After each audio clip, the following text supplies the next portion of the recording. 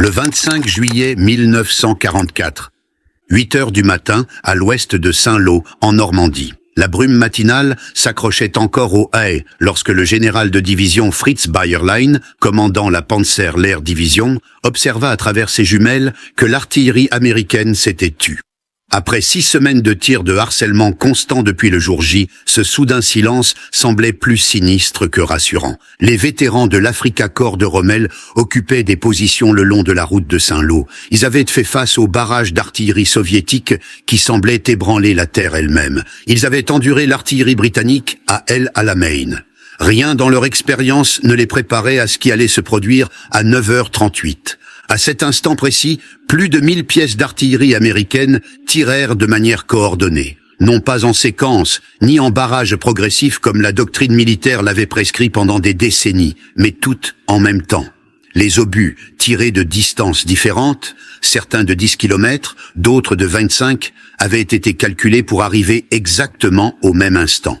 Les obusiers légers de 105 mm, les canons moyens de 155 mm, les lourds obusiers de 203 mm et les batteries massives de 240 mm contribuèrent tous à un seul et dévastateur moment d'impact. La précision mathématique requise pour cet exploit aurait semblé impossible aux officiers d'artillerie de toute guerre précédente. Chaque batterie avait calculé non seulement la portée et la déviation, mais le temps de vol. Un obus de 105 mm tiré à haute trajectoire pouvait mettre 23 secondes à atteindre sa cible. Un projectile de 155 mm long tome, tiré de plus loin, pouvait en nécessiter 31. Les ordres de tir avaient été décalés en arrière à partir du moment de l'impact. Chaque batterie tira à la seconde calculée avec précision pour garantir une arrivée unifiée. Ce que les défenseurs allemands s'apprêtaient à vivre n'était pas seulement un barrage d'artillerie, mais une démonstration de la coordination industrielle américaine et de la précision mathématique appliquée à la science de la guerre. Une synthèse de technologie, de communication et de capacités organisationnelles qui allait briser non seulement les positions défensives allemandes, mais leur compréhension fondamentale de la façon dont les guerres se menaient. Pour comprendre la nature révolutionnaire du Time on Target, TOT, il faut d'abord comprendre l'état de la doctrine d'artillerie en 1944. Pendant des siècles, l'artillerie avait suivi des schémas prévisibles. Les grandes batteries de Napoléon massaient les canons pour tirer en séquence. Les barrages roulants de la Première Guerre mondiale progressaient devant l'infanterie à des rythmes prédéterminés. Les Allemands avaient perfectionné leur propre doctrine de feu concentré, le Schwerpunkt, concentrant une force écrasante sur des points décisifs.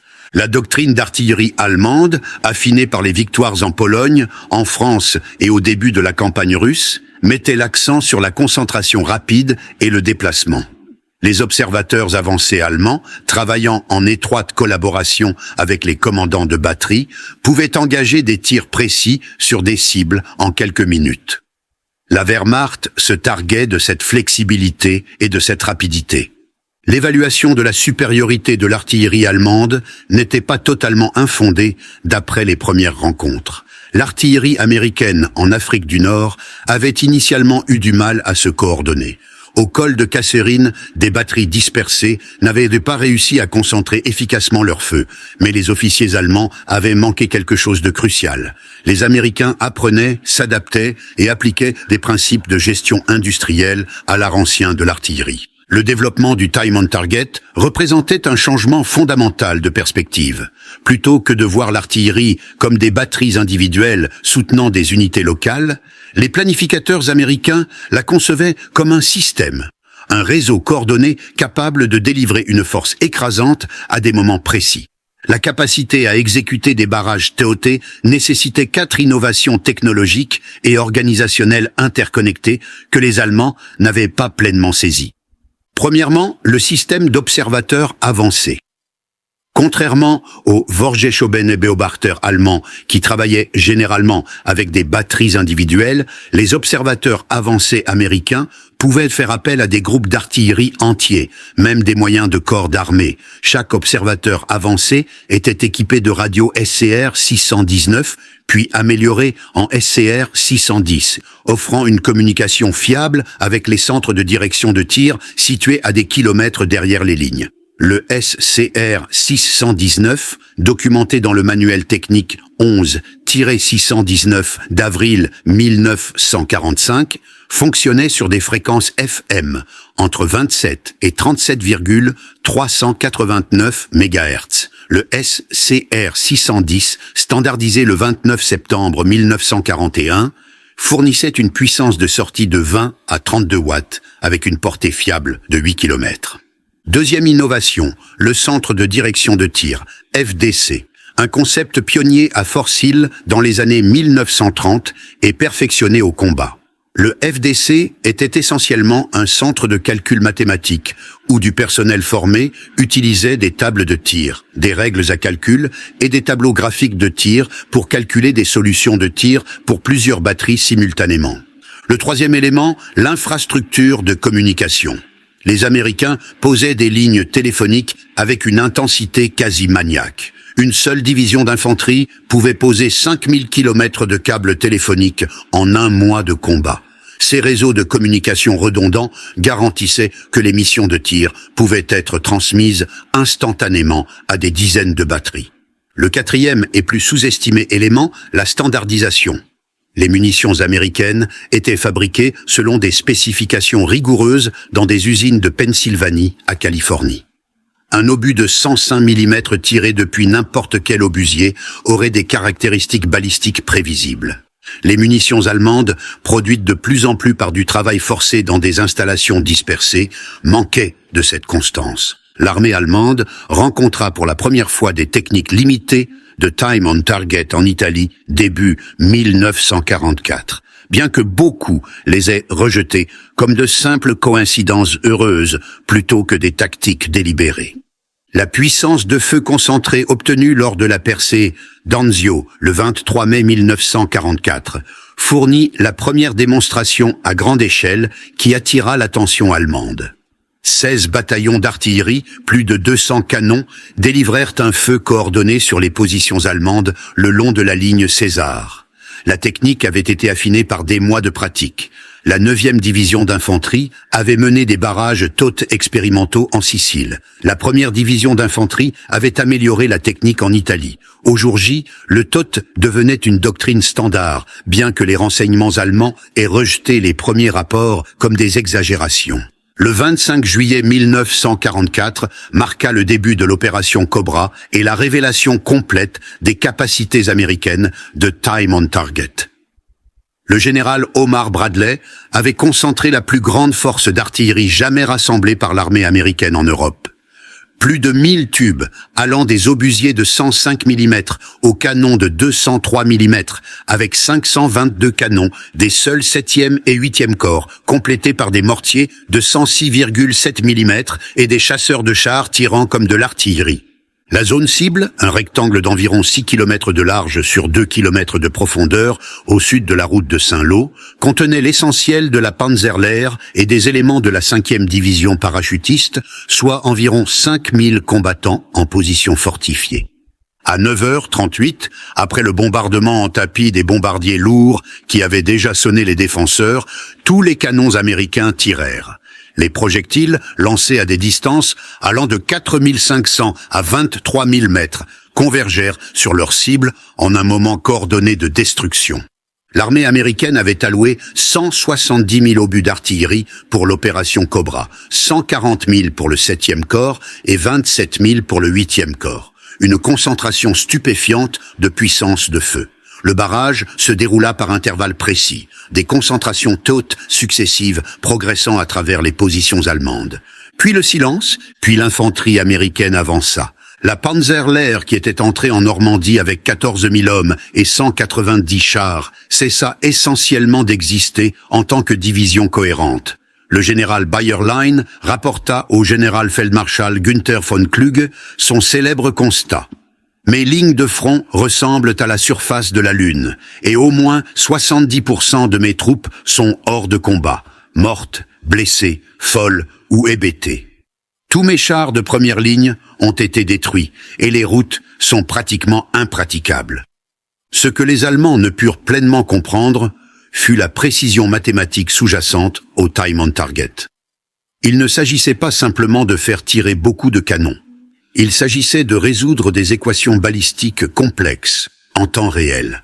Considérez le problème. Pour que des obus de canon différents arrivent ensemble, il faut connaître l'emplacement exact de chaque batterie, la distance précise à la cible, la vitesse initiale de chaque type de canon, le poids et les caractéristiques aérodynamiques de chaque type d'obus, la vitesse et la direction du vent à différentes altitudes, la température et la densité de l'air, la rotation de la Terre pour les tirs à longue portée et la température de la poudre affectant la vitesse initiale. Les Américains avaient développé des outils de calcul graphique, les Graphical Firing Table, GFT, et Graphical Sight Table, GST, qui permettaient un calcul rapide de ces problèmes complexes. L'artillerie allemande, comptant encore sur des tables de tir conventionnelles et des calculs de batterie individuels, ne pouvait rivaliser avec cette vitesse. La capacité à exécuter le TOT dépendait d'un réseau de communication qui surpassait tout ce que les Allemands avaient connu. En juillet 1944, une division d'infanterie américaine typique en Normandie exploitait plus d'appareils radio qu'un corps d'armée allemand entier n'en possédait en 1940. La seule première division d'infanterie exploitait plus de 900 postes radio en août 1944. Chaque batterie d'artillerie disposait de multiples systèmes de communication redondants, filaires, radio et messagers. Les centres de direction de tir maintenaient des lignes directes avec chaque batterie, chaque observateur avancé et les quartiers généraux supérieurs. Cette supériorité en communication permit quelque chose que les Allemands trouvèrent presque incompréhensible: la capacité à masser instantanément de l'artillerie dispersée. Les batteries américaines n'avaient pas besoin d'être physiquement concentrées pour obtenir un effet concentré. Des canons répartis sur 30 km de front pouvaient délivrer leurs obus sur un seul point de manière simultanée.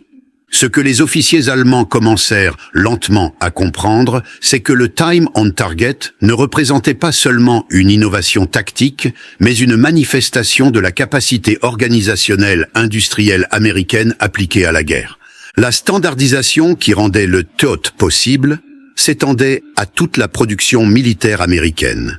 Chaque obusier de 105 mm, qu'il soit fabriqué par Rock Island Arsenal ou Watertown Arsenal, avait des caractéristiques balistiques identiques. Chaque obus, qu'il soit produit en Pennsylvanie ou au Missouri, répondait à des spécifications exactes. Cette standardisation, obtenue grâce à des techniques de production de masse, permettait les calculs précis requis pour le TOT. La production allemande, de plus en plus perturbée par les bombardements et dépendante d'une fabrication dispersée utilisant du travail forcé, ne pouvait atteindre une telle cohérence. La capacité américaine à produire en masse non seulement des armes, mais du personnel formé stupéfia les professionnels allemands. Le programme de formation des centres de direction de tir de l'armée américaine à Fort Sill, le principal centre d'entraînement d'artillerie, diplôma des milliers de spécialistes de FDC pendant toute la guerre. La contre-offensive allemande à Mortain, lancée le 7 août 1944, fournit une démonstration dévastatrice des capacités américaines de TOT dans des opérations défensives. Hitler avait ordonné une contre-attaque massive pour couper la percée américaine, engageant la 2e Panzerdivision SS Das Reich reconstituée, la 1re division SS Leibstandart SS Adolf Hitler et la 116 Panzerdivision. Alors que les blindés allemands se concentraient pour l'attaque, les observateurs avancés américains observaient depuis la côte 317. Lorsque l'assaut allemand commença à minuit, ils demandèrent des missions TOT sur des coordonnées préenregistrées. La seule 2e division d'infanterie tira jusqu'à 20 missions TOT par nuit.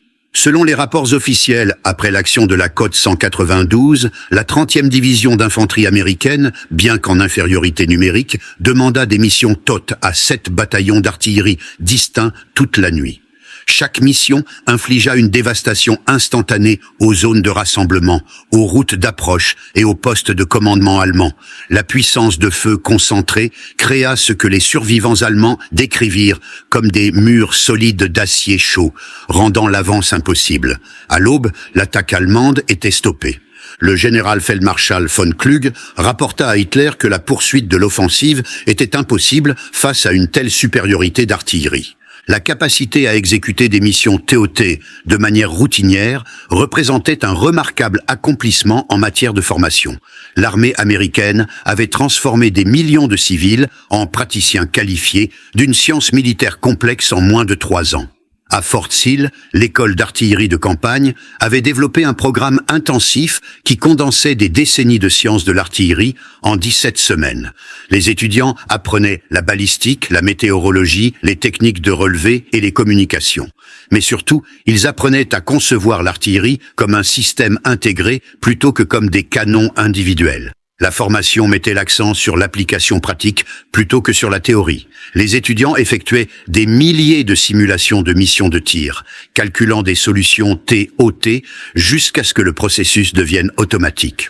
À la fin de leur formation, une équipe de FDC compétente pouvait calculer une mission TOT impliquant 10 batteries en moins de 180 secondes. Cette production de masse d'expertise technique stupéfia les professionnels allemands qui en furent témoins.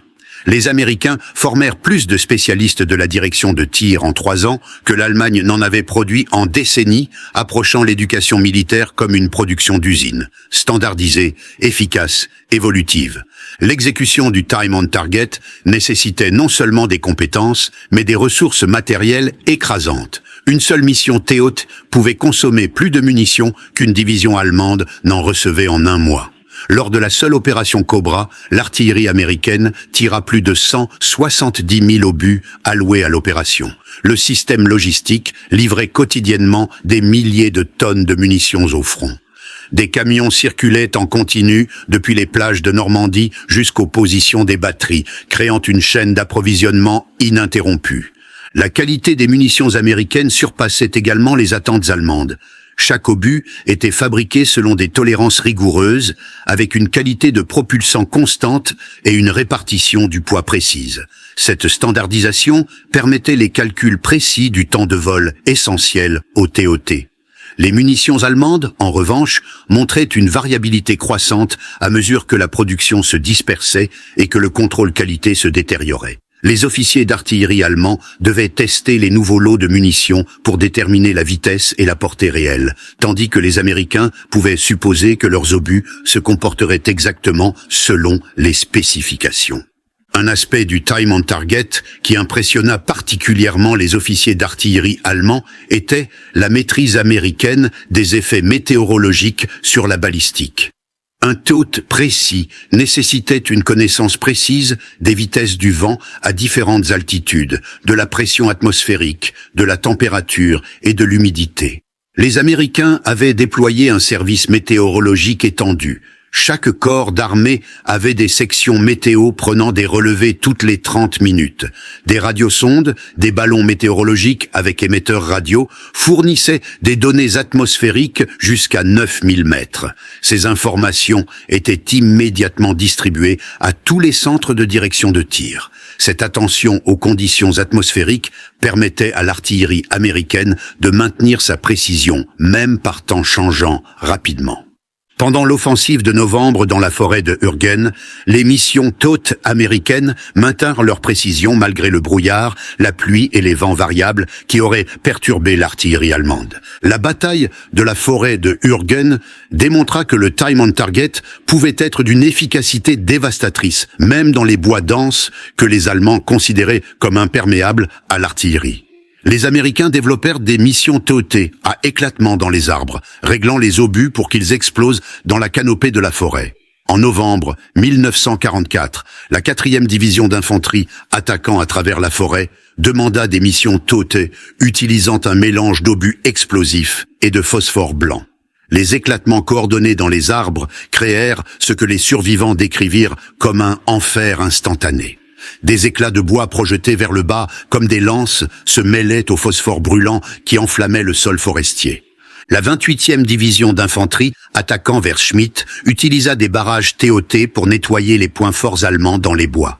Une mission concentrée, le 6 novembre, impliqua 12 bataillons tirant dans une zone de 500 mètres carrés, délivrant plus de 3000 obus en 30 secondes. Des positions allemandes qui avaient tenu pendant des semaines furent anéanties en une demi-minute. Les bois denses étouffaient le son, de sorte que les obus arrivaient avec encore moins d'avertissement qu'en terrain découvert. Les services médicaux allemands documentèrent des taux sans précédent de ce qu'ils appelèrent « traumatisme induit par l'artillerie » chez les vétérans de Hürtgen. Des soldats restés fonctionnels après des bombardements conventionnels, mais psychologiquement brisés par la dévastation coordonnée du Toté dans la forêt. L'encerclement des forces allemandes dans la poche de falaise en août 1944 fournit la démonstration la plus concentrée de l'efficacité du time on target. Alors que les unités allemandes luttaient pour s'échapper par le rétrécissement du couloir, l'artillerie américaine délivra des missions TOT continues sur les routes d'évacuation. Le 17 août seul, l'artillerie américaine exécuta des missions TOT documentées sur la route falaise Argentan à des intervalles de 30 minutes pendant les heures de jour. Chaque mission impliquait 10 à 15 batteries, délivrant une dévastation coordonnée sur les colonnes allemandes tentant de fuir. Le général Oberst Hans Eberbach, commandant les restes du groupe d'armée B, rapporta: le feu d'artillerie concentré était si intense qu'il était impossible d'amener des renforts ou d'évacuer les blessés. Les mouvements de véhicules devenaient un suicide. La route à travers Falaise devint connue sous le nom de corridor de la mort. Les véhicules détruits, les chevaux morts et l'équipement abandonné créèrent des obstacles qui ralentirent le mouvement, rendant les unités suivantes encore plus vulnérables aux frappes TOT.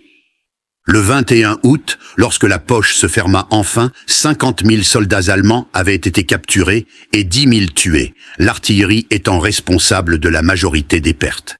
Alors que les forces allemandes se retiraient vers la Seine fin août, elles découvrirent que même les franchissements de rivières n'offraient aucun répit face aux barrages TOT. Les observateurs avancés américains s'étaient infiltrés en avant de leurs forces principales, établissant des positions surplombant chaque site de franchissement potentiel. À Vernon, Rouen et Mantes, les tentatives allemandes d'établir des ponts flottants furent accueillies par des réponses TOT immédiates. La précision était telle que les ponts étaient détruits alors qu'ils étaient encore en construction, souvent avec des unités du génie y travaillant encore. La destruction systématique des tentatives de franchissement par de l'artillerie minutieusement chronométrée démontra la flexibilité de la technique. Les unités commencèrent à refuser de traverser de jour, créant d'énormes embouteillages sur les rives ouest qui devinrent des cibles pour des missions TOT supplémentaires. En décembre 1944, les Américains avaient intégré de nouvelles technologies qui rendaient le time on target encore plus dévastateur. La fusée à temps variable, VT, connue sous le nom de fusée de proximité, fut utilisée pour la première fois dans l'artillerie de campagne pendant la bataille des Ardennes en décembre 1944. Ces fusées faisaient exploser les obus à une hauteur optimale au-dessus du sol pour une dispersion maximale des fragments. Lorsque les obus à fusée VT furent incorporés dans les barrages TOT à partir de décembre 1944, la létalité augmenta de façon spectaculaire. Les obus explosant à hauteur optimale créaient un schéma uniforme de destruction qu'aucune tranchée ou trou d'homme ne pouvait contrer. Plus de 22 millions de fusées de proximité furent produites pendant la guerre, transformant l'efficacité de l'artillerie dans les derniers mois du conflit. Les Allemands crurent initialement que les Américains avaient développé un nouveau type d'arme. Les rapports de renseignement spéculaient sur des mines aériennes contrôlées ou des munitions en grappe à retardement. La vérité qu'il s'agissait simplement d'une synchronisation précise combinée à des fusées de proximité semblait trop simple pour un effet si dévastateur. Alors que les forces américaines approchèrent de la ligne Siegfried en septembre 1944, les commandants allemands crurent que leurs fortifications leur offriraient enfin une protection contre les barrages TOT. Les bunkers en béton et les coupoles d'acier avaient été conçus pour résister à des bombardements d'artillerie soutenus. Les Américains développèrent des missions TOT spécialisées pour attaquer les fortifications. En combinant des obus explosifs à impact instantané avec des projectiles perforants à fusée à retardement, ils obtinrent des explosions de surface et des impacts pénétrants lors de frappes unifiées. À Gelsenkirchen en novembre, la 84e division d'infanterie fit face à d'importantes fortifications de la ligne Siegfried. Les unités attaquantes demandèrent une mission TOT impliquant 12 bataillons, soit 144 canons, tirant un mélange de types de munitions. Pendant l'offensive allemande des Ardennes en décembre 1944, le Time on Target prouva sa valeur défensive. Bien qu'initialement prises au dépourvu, les unités d'artillerie américaines se rétablirent rapidement et commencèrent à délivrer des missions TOT sur les pointes de l'attaque allemande. Le 19 décembre, alors que la 2e Panzerdivision approchait de Dinant, des observateurs avancés de la 3e division blindée demandèrent un soutien TOT d'urgence. En 4 minutes, 8 bataillons avaient calculé des solutions de tir. Le barrage, qui en résulta, surprit la colonne allemande en formation de marche, détruisant le bataillon de tête en 60 secondes. La capacité à masser rapidement les tirs grâce au TOT s'avéra cruciale pour contenir les pénétrations allemandes. À Bastogne, les forces américaines encerclées demandèrent des missions TOT, danger proche, de leur propre position, dévastant les formations d'assaut allemandes tentant de percer le périmètre. Alors que les forces américaines approchèrent du Rhin en mars 1945, le Time on Target atteignit son apogée en termes de capacité destructrice. Les opérations de franchissement furent soutenues par d'énormes concentrations d'artillerie utilisant les principes du TOT. Lors du franchissement de Wesel, le 24 mars 1945, les Alliés concentrèrent 4000 canons, dont 270 pièces américaines.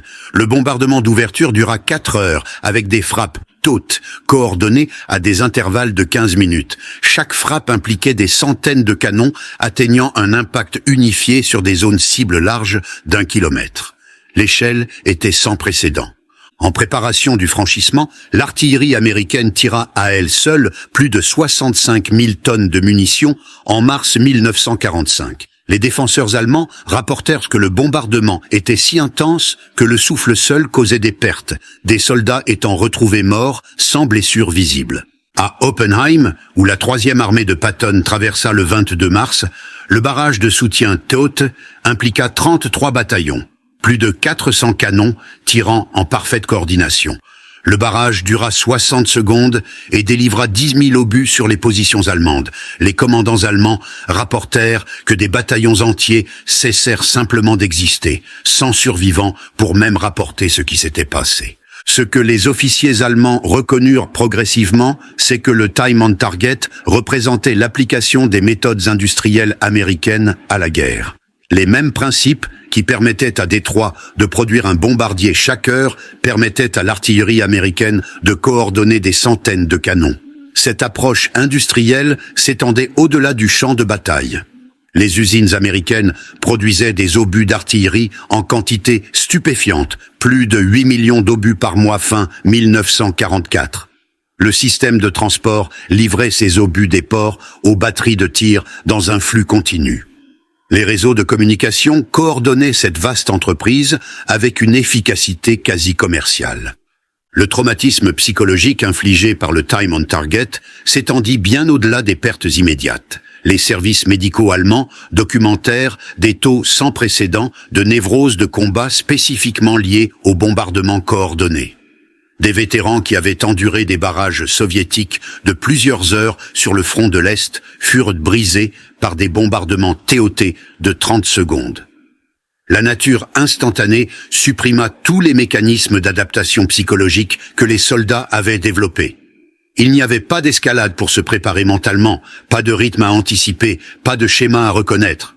Les hôpitaux de campagne allemands rapportèrent que les soldats ayant subi de multiples barrages TOT présentaient des symptômes uniques. Paralysie déclenchée par des sons soudains, incapacité à traiter de multiples stimuli, peur profonde de la synchronisation elle-même. Contrairement au choc des obus traditionnels, qui pouvaient s'améliorer avec du repos, ces symptômes persistaient même après l'évacuation vers l'arrière.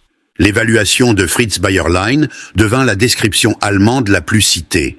Mes lignes de front ressemblent à la surface de la Lune, et au moins 70% de mes troupes sont hors de combat, mortes, blessées, folles ou hébétées. Tous mes chars de première ligne ont été détruits, et les routes sont pratiquement impraticables.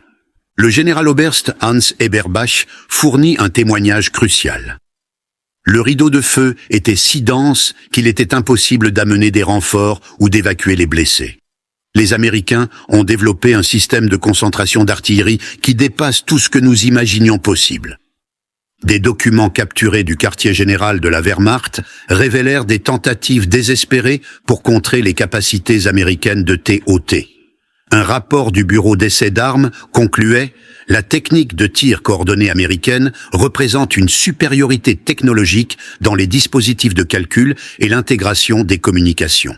Aucune contre-mesure efficace n'existe avec les capacités allemandes actuelles. » Les tentatives allemandes pour reproduire les techniques TOT révélèrent des désavantages systémiques. Ils comprenaient les mathématiques et pouvaient calculer le temps de vol, mais manquaient de tout le reste. Des munitions standardisées, des communications fiables, du personnel formé et la base industrielle qui rendaient le feu coordonné américain possible. Les tentatives allemandes de tir coordonné impliquaient typiquement pas plus de 3 ou 4 batteries et n'obtenaient qu'une simultanéité approximative. La plus grande tentative allemande pendant l'opération Nordwind en janvier 1945 impliqua 8 batteries, mais obtint une dispersion des impacts sur 12 secondes, loin de la précision américaine. Alors que les forces américaines pénétraient en Allemagne début 1945, les barrages Time on Target devinrent routiniers avant toute attaque. À Cologne, le commandant de la garnison se rendit après avoir subi un seul barrage TOT de 60 secondes le 5 mars, rapportant qu'une résistance supplémentaire était militairement inutile face à une telle supériorité d'artillerie. Le modèle se répéta à travers le Reich en effondrement. Des commandants qui s'étaient battus avec acharnement pendant des années capitulèrent après de brefs bombardements TOT. L'effet psychologique était devenu si prononcé que souvent, la simple menace d'un feu coordonné provoquait la reddition. Les observateurs soviétiques étudièrent les techniques américaines de Time on Target avec un intérêt intense. Les Britanniques, bien qu'alliés, furent également impressionnés. Le Field Marshal Montgomery écrivit dans ses mémoires « Le Time on Target américain démontra que la guerre était devenue une affaire de supériorité industrielle et organisationnelle. Les vertus militaires traditionnelles, courage, discipline, compétences tactiques, devinrent secondaires par rapport à l'application systématique d'une puissance de feu écrasante. » L'expérience allemande influença fondamentalement la pensée militaire d'après-guerre. Lorsque la Bundeswehr fut établie en 1955, la capacité de feu coordonné devint une exigence primordiale pour sa force d'artillerie, citant explicitement l'expérience de guerre avec le TOT américain. L'école d'application de l'artillerie française révisa son programme basé sur les récits allemands.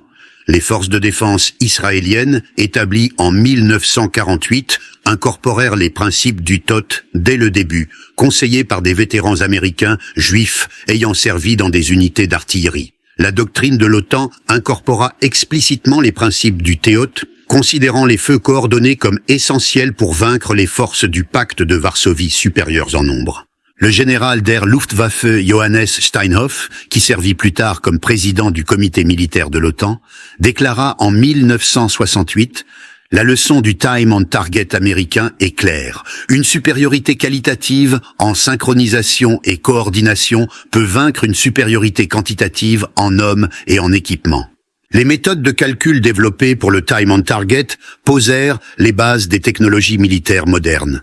Les tables de tir graphiques et les méthodes de calcul rapides pionnières des unités d'artillerie américaines préfigurèrent les systèmes informatisés de contrôle de tir. L'histoire des forces allemandes rencontrant l'artillerie américaine Time on Target marque un moment charnière de l'histoire militaire. La transformation de la guerre d'un art pratiqué par des guerriers en une science exécutée par des systèmes. Les soldats allemands, produits de la tradition militaire la plus professionnelle du monde, se trouvèrent submergés non par de meilleurs soldats, mais par de meilleurs systèmes. Le tonnerre qui arriva sans avertissement en Normandie représenta plus que la puissance de feu américaine. Il incarna l'émergence d'une nouvelle forme de guerre où la victoire appartiendrait à ceux qui pourraient le mieux organiser et appliquer la puissance industrielle aux problèmes militaires. La Wehrmacht allemande fut vaincue non pas par de meilleurs soldats, mais par de meilleurs systèmes. Non par un courage supérieur, mais par une coordination supérieure. Non par un génie tactique, mais par une efficacité industrielle appliquée avec une précision mathématique à l'art ancien de l'artillerie. Le Time on Target américain brisa tout le cadre conceptuel de la pensée militaire traditionnelle. Le tonnerre coordonné qui s'abattit sur les positions allemandes en 1944 à 45 annonça l'avènement d'un nouvel âge dans la guerre où la victoire appartiendrait à ceux qui pourraient le mieux transformer les opérations militaires en processus industriels. Les échos de ce tonnerre résonnent encore dans la doctrine militaire mondiale. Chaque système d'artillerie moderne, chaque force militaire en réseau, chaque opération militaire coordonnée doit quelque chose à la révolution que représenta le Time on Target américain. Les soldats allemands qui l'expérimentèrent furent les témoins de la naissance d'un nouvel âge dans le conflit humain où les mathématiques industrielles se révéleraient plus puissantes que la tradition martiale. À l'âge de la guerre industrielle, l'organisation triomphe du courage, les systèmes défont les soldats et le temps coordonné conquiert tout. Les Allemands apprirent cette leçon sous le tonnerre instantané et écrasant de la guerre industrielle américaine manifestée dans un feu d'artillerie parfaitement coordonné. Une leçon qui transforma la guerre à jamais.